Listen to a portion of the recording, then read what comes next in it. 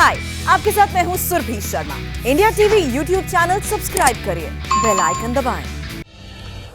आखिरकार तालिबान काबुल में पहुंच चुका है। इस वक्त की सबसे बड़ी इंटरनेशनल न्यूज यही है कि तालिबान के लड़ाके अफगानिस्तान की राजधानी काबुल पहुंच चुके हैं और अफगानिस्तान की सरकार ने तालिबान के आगे घुटने टेक दिए हैं। अफगानिस्तान के कार्यकारी गृह मंत्री ने अभी बयान दिया है कि सत्ता का हस्तांतरण शांतिपूर्ण तरीके से होगा। इस बीच तालिबान ने भी ऑफिशियल स्टेटमेंट जारी करके कहा है कि वो काबुल की सीमा पर खड़े हैं और उसके सभी लड़ाके काबुल के गेट पर रहें। तालिबान ने कहा है कि वो काबुल में हिंसा करके नहीं घुसना चाहता और सत्ता का ट्रांसफर के लिए बातचीत चल रही है।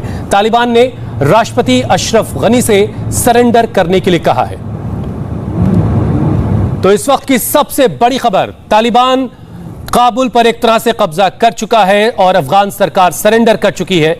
हालांकि यह बात जरूर कही जा रही कि किसी भी तरह के संघर्ष से बचते हुए शांतिपूर्ण तरीके से सत्ता का हस्तांतरण किया जाए। तालिबान ने भी स्टेटमेंट जारी करके कहा है कि उसके लड़ाके काबुल की सीमाओं पर, काबुल के दरवाजे पर खड़े हैं। तालिबान ने कहा है कि वो किसी भी तरह के हिंसा के साथ काबुल में नहीं घुसना चाहता। सत्ता का ट्रांसफर बातचीत के जरिए होना चाहिए। और इस बीच तालिबान ने राष्ट्रपति अशरफ गनी से भी सरेंडर करने के लिए कहा है। तमाम बड़े शहरों पर कब्जा करते हुए अब तालिबान काबुल के दहलीज पर खड़ा और एक तरह से आप कह सकते हैं कि काबुल भी तालिबान के कब्जे में आ चुका है। इससे पहले एक बड़ा शहर मजार शरीफ वो भी कब्जे में आ चुका था कल ही, और वहां के जो कमांडर हैं जो सुरक्षा कर रहे थे, कमांडर अता मोहम्मद नूर, जनरल दोस्तम जैसे जो बड़े लड़ाके कहे जाते हैं, ये सब फरार हो चुके हैं। और अब जो है काबुल की दहलीज पर खड़ा है तालिबान, और तालिबान की तरफ से जो ऑफिशियल स्टेटमेंट आया है वो ये कहा गया है कि इस फौरन सत्ता का स्थानांतरण जो है वो शांतिपूर्ण तरीके से हो। काबुल में एंट्री पर तालिबान का ऑफिशियल स्टेटमेंट आ चुका है। तालिबान ने साफ तौर पर कहा है कि वो काबुल में दाखिल तो नहीं हुआ है लेकिन गेट पर जरूर खड़ा है। तालिबान ने कहा है कि वो काबुल की सीमा पर है। तालिबान ने अपने लड़ाकों से कहा है कि वो काबुल के गेट पर रहें। तालिबान ने राष्ट्रपति अशरफ गनी को सरेंडर करने के लिए कहा है और कहा है कि वो काबुल में हिंसा करके घुसना नहीं चाहते। तालिबान ने कहा है कि सत्ता का ट्रांसफर बातचीत के जरिए हो और इस पर बातचीत चल रही है और सत्ता मिलने तक काबुल की सुरक्षा सरकार की जिम्मेदारी है। तालिबान का कहना है कि वो किसी नागरिक को अफगानिस्तान से जाने की जरूरत नहीं है। जो अफगानिस्तान के नागरिक हैं उन्हें अफगानिस्तान से बिल्कुल कहीं जाने की जरूरत नहीं है और पूरा अफगानिस्तान अब तालिबान के कंट्रोल में है। ये ऑफिशियल स्टेटमेंट तालिबान की तरफ से आया है। गोलियों की आवाज, सरकारी कर्मचारियों से काबुल में दहशत है। अब वो दफ्तर छोड़ करके भाग रहे हैं। अमेरिकी दूतावास में कुछ हेलीकॉप्टर लैंड हुए हैं। दूतावास की छत पर धुआं दिखाई दिया। डिप्लोमेट्स ने जो संवेदनशील कागजात है वो जला दिए हैं। गोलियों की आवाज से काबुल में इस वक्त दहशत है। हालांकि 5000 सैनिकों की तैनाती अमेरिका ने की है ताकि वो अपने लोगों को वहां से सुरक्षित निकाल सके।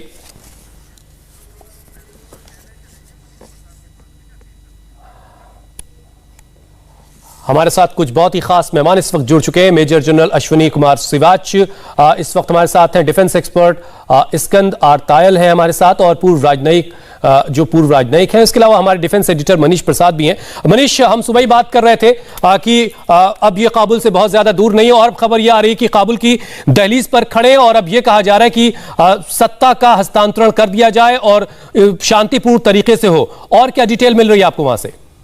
पहले 3 अपडेट बता दें। सबसे पहला अपडेट, जो कि इंडिया से काबुल जा रही थी एयर इंडिया की फ्लाइट, उसके रूट को डाइवर्ट किया है। रूट डाइवर्जन ये एक बहुत ही इंपॉर्टेंट इशू है और इसीलिए किया गया क्योंकि एयर बेस के आसपास जो यूके के ब्रिटिश आर्मी के जो जवान हैं 2 पैरा के, उनका सीधा तालिबान के साथ जो फ्री स्पेस तालिबान को मिल रहा था, फ्री रन मिल रहा था, उसको रोकने की कोशिश की गई। यानी क्योंकि यूएस और यूके नेशनल जितने भी वहां पर मौजूद हैं काबुल में, उनको हामिद करजई एयरबेस के जरिए, एयरपोर्ट के जरिए उनको एग्जिट करने की ये पूरी तैयारी थी, लेकिन उससे पहले ही इनकी झड़प हुई। तीसरे इसमें सबसे इंपॉर्टेंट बात यह है कि अभी के सिनेरियो को देखते हुए इंटीरियर मिनिस्ट्री का बयान है, उसके अलावा जो बाकी मिनिस्टर्स हैं अफगानिस्तान के जो इस समय काबुल में मौजूद हैं, वो सीधा सीधा सरेंडर मोड पे हैं। और पूरे अफगानिस्तान में 7 अफगानी फोर्सेस अफगानिस्तान की आर्मी के कोर है और 1 डिवीजन है। जो मेन डिवीजन है 111 डिवीजन, जो पूरे काबुल को कोऑर्डिनेट करती है, काबुल को मॉनिटर करती है और काबुल को सिक्योर करती है। दरअसल कुंडूज में जैसा हुआ या फिर मज़ार शरीफ के बल्क इलाके में जैसा हुआ, ठीक उसी तरीके से यहां पर भी जो पूरे का पूरा आर्मी का अफगानिस्तान आर्मी का सिस्टम है वो कोलैप्स होता हुआ नजर आया और वो तालिबान के सामने सरेंडर पोजीशन पे है। और यही वजह है कि टॉप लीडरशिप का सरेंडर होना, टॉप लीडरशिप का हताश होना, उसका सीधा से इंपैक्ट साइकोलॉजिकल वॉरफेयर के तौर पर उन जवानों को मिला जो कि करीबन 2 दिन 3 दिन पहले तक तालिबान से आखिरी बुलेट तक लड़ने को तैयार थे। अब वो पूरी तरह से तालिबान के सामने सरेंडर मोड पर हैं। एक और बात, सबसे इंपॉर्टेंट बात यह है कि इंटरनेशनल अरीना और डायस्पोरा में तालिबान ये मैसेज देना चाहता था कि पॉलिटिकल सेटलमेंट के साथ वो बातचीत कर रहा है और इसीलिए वो ये ऑफिशियल स्टेटमेंट के तौर पे वो ये कहना चाहता है कि सभी लोग यहां सुरक्षित हैं, किसी को तालिबानी फाइटर्स नुकसान नहीं पहुंचाएंगे। लेकिन विश्वास करना बेहद मुश्किल है क्योंकि पिछला पास्ट रिकॉर्ड तालिबान का बिल्कुल भी अच्छा नहीं है और वो अग्रेसिव ऑपरेशंस के साथ साथ टेरर एक्टिविटीज लगातार करते आए हैं। हुसैन, सबसे बड़ी चिंता की बात यह है कि जो एम्बेसीज हैं, चाहे यूके, यूएस, उन्होंने अपने सोल्जर्स के जरिए अपने डिप्लोमेट्स को निकालना शुरू कर दिया है। यहां तक कि ईरान और टर्की के जो लेकिन एक सवाल बहुत अहम यह है कि इंटरनेशनल कम्युनिटी इस वक्त क्या कर रही है। तायल साहब, सबसे पहले आप बताइए, दोहा में लगातार बैठकें चल रही थी, क्या नतीजे उसके निकले और अब इंटरनेशनल कम्युनिटी के पास क्या विकल्प बाकी बचा है जब एक तरह से पूरी तरह से तालिबान का कब्जा अफगानिस्तान पर हो चुका है? मैं समझता हूं कि देखिए, ये जीत तालिबान की नहीं है, ये तालिबान और पाकिस्तान की जीत है, अमेरिका के ऊपर, नेटो के ऊपर और पूरे विश्व के, पूरे सिविलाइज्ड वर्ल्ड के ऊपर। इस समय कोई कुछ नहीं कर सकता क्योंकि अमेरिका भी छोड़ के मैदान भाग रहा है। किसी और देश में इतनी ना तो शक्ति है, ना वो इतना उनके अंदर आत्मविश्वास है कि वहां जाकर वो इसमें पैर डालें। अब तो केवल हमें भी यही करना है कि हमारे नागरिक सुरक्षित वापस आ जाएं और हमारे जो डिप्लोमेट्स हैं, आर्मी के हैं, आईटीबीपी के हैं, वो पहला प्लेन पकड़कर वापस आ जाएं।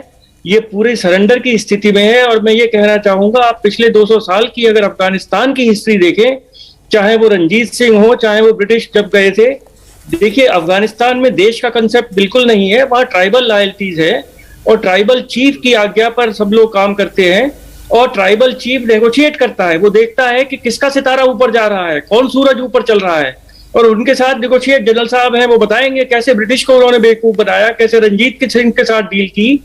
पहले उन्होंने तालिबान के, आप देखेंगे, देखिए इस्माइल खान ने सरेंडर कर दिया हेरात में और उनको और कोई गोली नहीं चली वहां। इसी तरह ये दोस्तम वगैरह मजार शरीफ छोड़ के भाग गए हैं। बिल्कुल, और मैं तो ताशकंद में एम्बेसडर था, वो आके उज्बेकिस्तान में बस जाएंगे। ड्रग मनी है उनके पास, हजारों बड़ी बड़ी गाड़ियां हैं। आपको जान के आश्चर्य होगा कि इस समय उज्बेक और जो ताजिक जो लीडर्स थे, जो अहमद शाह मसूद और इन सब के बच्चे और भाई, वो सब करोड़ों की उनके पास पैसा है, ड्रग मनी है और सारी फैमिलीज इनकी ताजिकिस्तान, उज्बेकिस्तान में पढ़ रही हैं, अमेरिकन स्कूल्स में $20,000 ट्यूशन फी देके। ये एक नया अफगानिस्तान है और तालिबान के तायल साहब मैं आपको बीच में रोक रहा हूं और उसके बाद मैं अश्विनी सर से भी जवाब लूंगा, लेकिन एक बड़ी खबर दर्शकों को बता दें। काबुल से इस वक्त की एक और बड़ी खबर यह है कि तालिबान के जो बातचीत करने वाले हैं, वार्ताकार हैं, वो राष्ट्रपति पैलेस जा रहे हैं। तालिबान के वार्ताकार राष्ट्रपति पैलेस जा रहे हैं और वहां पर जाकर के अफगान सरकार के साथ बातचीत होगी और सत्ता के हस्तांतरण का जो काम है, जैसा कि तालिबान की तरफ से ऑफिशियल स्टेटमेंट आया है कि वो चाहते हैं कि हिंसा के बगैर सत्ता का हस्तांतरण हो जाए। अश्विनी सिवाच साहब, ये कितनी आपको कितनी ये खबर हैरान कर रही है? क्योंकि अमेरिकन रिपोर्ट्स ये कह रही थी कि 90 दिन का वक्त लग सकता है, लेकिन हम देख रहे हैं कि बहुत तेजी से पूरे एक तरह से अफगानिस्तान पर कैप्चर कर चुका है तालिबान। बिल्कुल, देखो हुसैन, इसमें तो कोई शक नहीं, एक बहुत बड़ी आश्चर्य बात है क्योंकि कभी किसी ने नहीं सोचा था कि 3 से 4 लाख की अफगान आर्मी जो कि अमेरिकन ट्रेंड है उनके पास हथियार भी आधुनिक हैं, एयर पावर भी थी, 170 एयरक्राफ्ट थे, और कहीं ना कहीं उनको एयर पावर, एयर स्ट्राइक जो अमेरिका भी दे रहा था कि इतनी जल्दी घुटने टेक देगी। और इसके जो तालिबान के करीब करीब 60-70 हजार ही मिलिटेंट्स हैं, 20,000 मिलिटेंट्स जो हैं लश्कर तौबा जैसे मोहम्मद के भी पाकिस्तान ने भेजे, मगर जिस प्रकार से इनका लीडरशिप और मोरल डाउन है, ये एक बड़ा चिंता का विषय। एक के बाद एक बिना लड़े इन्होंने प्रॉमिस दे दिए, चाहे वो हेरात हो, चाहे वो मजार शरीफ हो, जलालाबाद हो या लश्कर गाह हो। मुझे नहीं लगता कोई लड़ाई अच्छी तरीके से हुई है, क्योंकि सोचा यह था कि ये जो तालिबान है रूरल एरिया को तो जीत पाएंगे, अर्बन एरिया जो प्रोविंस की कैपिटल है वो नहीं जीत पाएंगे, क्योंकि उनके पास बड़े हथियार नहीं है, उनके पास एयर पावर नहीं है। अफगान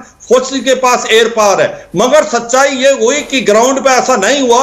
ये एक के बाद एक कैपिटल को जीत गए, क्योंकि जो अफगान फोर्सेस की लीडरशिप कमजोर थी, मोरल उनका बहुत डाउन था, और वो सरेंडर करते रहे अपनी जान बचाने के लिए। तो एक ये भयानक सिचुएशन है, और इसका दो रीजन है। एक तो है ये जो वैक्यूम क्रिएट किया है, ये अमेरिका जिस तरीके निकलना तो था, पर जो निकलने का तरीका है वो बड़ा गलत हुआ, जिससे वैक्यूम क्रिएट होगी और तालिबान के पास इनिशिएटिव आ गया। तालिबान बातचीत की बजाय लड़ाई के ऊपर विश्वास करने लगा। दूसरा जो है कि पाकिस्तान जिस प्रकार से सपोर्ट दे रहा है तालिबान को, तो ये अफगान फोर्सेस जो है दो के साथ लड़ रही है, तालिबान और किसी तरीके से पाकिस्तान, क्योंकि पाकिस्तान ने एक तो 20,000 के करीब आतंकवादी, कुछ उसके साथ उसके रेगुलर भी हैं, और उनके जो सारे ऑपरेशन है हेरात जो क्वेटा और पेशावर से नॉमिनेट हो रहे थे, और इनकी जो सप्लाई चेन है वो पाकिस्तान में है, उनका पैसा कलेक्ट पाकिस्तान में हो रहा था, इनकी फैमिली पाकिस्तान में, इनकी मेडिकल फैसिलिटी वहीं पर थी। तो एक प्रकार से ये एक बड़ी भयानक सिचुएशन आ गई। अभी जब काबुल में और अभी सिवाज साहब इंतजार करना होगा कि शाम तक और सिचुएशन क्या होती है। आप पैलेस जा रहे हैं अगर तालिबान के वार्ताकार, तो वहां क्या बातचीत होती है, क्या हालात वहां बनते हैं। एक बार मनीष जरा आप ये बताइए कि तालिबान के जो बातचीत करने वाले हैं वार्ताकार हैं वो राष्ट्रपति पैलेस जा रहे हैं, तो क्या अशरफ गनी के बारे में क्या खबर मिल रही है कि वो अभी इस वक्त राष्ट्रपति पैलेस में ही है? पिछले 2 दिन से हुसैन हमें जानकारी मिल रही थी कि जो तालिबान जो जिसे आप कतर तालिबान, दोहा तालिबान कह लें, जो कि पॉलिटिकल सेटलमेंट की बात कर रहा था, और इसके बीच में दोनों के यानी प्रेसिडेंट अशरफ गनी और उसके साथ तालिबान के बीच में रिकंसाइलेशन कमेटी के चेयरपर्सन जो हेड हैं डॉक्टर अब्दुल्ला थे। तो ये मान के चला जा रहा था कि जिस तरीके से तालिबान डोमिनेट कर रहा है इन एरियाज को, अभी एम्बेसडर ये बात बोल रहे थे कि ट्राइबल सिचुएशन और ट्राइबल जो कल्चर है वहां पे वो काफी हावी है। दरअसल उसी का असर देखने को मिला स्पिन बोल्डाक में, हेलमंड में और उन सभी एरियाज में, और उसका धीरे धीरे असर ये हुआ कि जो कस्टम पॉइंट थे उनको डोमिनेट तालिबान ने किया, और फिर उसके बाद धीरे धीरे स्ट्रेटेजी के तहत ठीक 96 में जैसे स्ट्रेटेजी अपनाई थी, ठीक वैसे ही काबुल की तरफ उन्होंने दबाव बनाया, और उसका सीधा असर अशरफ गनी पे पड़ा। तो इसीलिए अब जैसे इंटीरियर मिनिस्टर, वहां के डिफेंस मिनिस्टर ये बात कह रहे हैं कि अब जो चेंज ओवर है वो शांतिपूर्ण तरीके से हो, यानी इसके बैक ऑफ द माइंड सभी के मन में ये बिल्कुल क्लियर है, और हो सकता है अब से कुछ देर बाद औपचारिक तौर पर प्रेसिडेंटशिप से अशरफ गनी रिजाइन करें या फिर उन्हें कंपेल किया जाए। मतलब ये कि घुटने टेकने के अलावा और कोई विकल्प बाकी नहीं बचा है। तायल साहब एक चीज ये समझाइए कि पाकिस्तान के राष्ट्रीय सुरक्षा सलाहकार मोइद यूसुफ जो है वो पिछले महीने होकर के आए अमेरिका, उसके अलावा ISI के महानिदेशक फैज हमीद भी वो भी होकर के आए, और ये भी कहा जा रहा है कि इंटरनेशनल कम्युनिटी अफगानिस्तान पर ध्यान दे, क्योंकि पाकिस्तान अभी शरणार्थियों को लेने की हालत में नहीं है, और पाकिस्तान इतना इस लेवल पर अगर अफगानिस्तान में इंटरवीन कर रहा है तो अमेरिका जैसे देश फिर क्या भूमिका निभा रहे हैं? देखिए, पाकिस्तान की असलियत तो पूरी तरह से खुल गई है और सब जानते हैं, और ये NSA पाकिस्तान के मोहित वहां गए, किसी प्रेसिडेंट से या किसी खास आदमी से उनकी मुलाकात नहीं हुई, और बहुत ही अभी तक बाइडेन ने इमरान खान से बात नहीं की है फोन पर, तो ये तो बात अलग हो गई। पर देखिए, जब से ट्रंप ने 2018 में ज़ाल्मे खलीलजाद, जो एक बहुत ही क्वेश्चनेबल कैरेक्टर है, उसको चीफ नेगोशिएटर बनाया, तो उनकी ब्रीफ ये थी कि अमेरिका छोड़ रहा है अफगानिस्तान, और आप ऐसी कंडीशंस क्रिएट करिए कि वो ऑनरेबली निकल जाए और किसी अमेरिकन सोल्जर को हताहत ना हो। आप देखेंगे पिछले 1.5 साल में काबुल तालिबान ने अमेरिकन फोर्सेस पे, नाटो फोर्सेस पे कोई हमला नहीं किया। जो ये इनमें मिली भगत है, अमेरिका ने पहले ही 2 साल पहले मन बना लिया था कि हम तो छोड़ के जा रहे हैं। उन्होंने काबुल से कहा, तालिबान से कहा कि दोहा में ये थोड़ी बातचीत करते रहिए, पर हम आपको सौंप देंगे और हम लड़ेंगे नहीं आपसे। और यही हो रहा है। ये सब फिग लीफ है, दुनिया को बेवकूफ तो बनाने की शिवाज बात साहब, है। एक तरह से जैसे कि तायल साहब कह रहे हैं, सब पूरा मामला पहले से फिक्स है। ना, मुझे ऐसा नहीं लगता कि इतना फिक्स है, पर ये अच्छा, ये बात ठीक है कि अमेरिका का जो रोल है वो एक क्वेश्चनेबल है, और अमेरिका एक सुपर पावर थी। जिस प्रकार से वो आए 20 साल उन्होंने रहे, जो भी डेवलपमेंट की वो सब बराबर। मुझे तो लगता है पाकिस्तान के ने तो हेल्प की है। जिस प्रकार से तालिबान आया है तो अमेरिका के ऊपर तो एक तमाचा है। उसके जो पुराने प्रेसिडेंट थे जॉर्ज बुश, उन्होंने भी बताया कि जिस प्रकार से जो बाइडेन ने ये निकलने का टाइम प्लान दे दिया है और कोई कंडीशन नहीं लगाई है, तो ये तो बहुत ही गलत बात की है। और ये इसका मतलब ये है, मुझे लगता है अमेरिका ने कुछ अपने ऊपर ज्यादा ओवर कॉन्फिडेंस से कि अफगान की फोर्सेस उस पर लड़ेंगी, और ये मैं मानता हूं कि उनका मुद्दा एक ही था कि वो वहां से निकल जाएं, मगर वो ये नहीं चाहता कि तालिबान इस तरीके से आए। कहीं बातचीत हो तालिबान और अफगान गवर्नमेंट के बीच में, और कहीं ना कहीं एक प्रकार से जो इंटरिम गवर्नमेंट बने। पर मैं एक बात बताना चाहूंगा हुसैन, अगर तालिबान समझता है कि उसने काबुल में कब्जा करने से वो पूरे अफगानिस्तान का मालिक बन गया है, वो बड़ी भूल होगी। जो एम्बेसडर साहब बता रहे थे, मैं उससे अच्छा, पश्तून का ही एक कमांडर है 42%, 27% ताजिक। अब एक सवाल अहम ये भी है शिवाज साहब कि भारतीय हितों का क्या होगा और आगे की भारत की रणनीति अफगानिस्तान को लेकर के क्या होगी। तायल साहब, शिवाज साहब, एक छोटा सा ब्रेक मुझे लेना। तो इस वक्त की सबसे बड़ी खबर यह है कि काबुल की दहलीज पर खड़ा है तालिबान, और तालिबान के जो वार्ताकार हैं वो राष्ट्रपति पैलेस जा रहे हैं बातचीत करने के लिए। हमारे साथ दो खास मेहमान हैं, मेजर जनरल अश्विनी सिवाच और स्कंद आर तायल, पूर्व राजनयिक हैं। तायल साहब, अब जरा सा ये समझा दीजिए कि जो भारत की स्ट्रेटेजी अब तक रही है अफगानिस्तान को लेकर के, अब वो किस रुख पर जाएगी? देखिए, अभी तो हमको थोड़ा सा शांत रहना चाहिए। सबसे पहले अपने नागरिकों को और जो राजनयिक हैं, आईटीबीपी के फोर्सेज हैं, उन सबको निकाल लें और देखें कि वहाँ आगे किस तरह से काबुल में गवर्नमेंट बनती है, क्या उसका रूप रहता है, कितनी वो क्रूएल्टी करते हैं। क्योंकि देखिए, जिस तरह हमने पिछले 2 साल में, जब 2018 से सबने उनसे बातचीत करना शुरू कर दिया था, हमने भी कुछ बातचीत की है, पर पीछे से की है। और अभी भी जो हमारे स्टेटमेंट्स आ रहे हैं वो तालिबान गवर्नमेंट के खिलाफ आ रहे हैं। मैं समझता हूं कि अब समय आ गया है कि हमें स्टेटमेंटबाजी बंद करनी चाहिए और चुप रहना चाहिए, क्योंकि हमें तालिबान गवर्नमेंट से ही डील करना पड़ेगा। ये रियलिटी को समझ लेना चाहिए। और देखिए, समय थोड़े दिन छोड़ दीजिए, वेट एंड वॉच के बाद हालात के हिसाब से फैसला करना चाहिए। तालिबान और पाकिस्तान के बीच में टकराव होना बहुत ही एक जरूरी चीज है, और हमें फिर शिवाज साहब, एक छोटा सा कमेंट आपका। जो तालिबान के प्रवक्ता ने जो भरोसा दिया कि भारत ने बहुत सारे काम किए हैं और वो उसकी तारीफ भी कर रहा है, और किसी भी तरह का भारतीय दूतावास को या किसी भी देश के दूतावास के कर्मचारियों को, दूतावास को कोई खतरा नहीं है, इस पर भरोसा करने के लायक है मामला?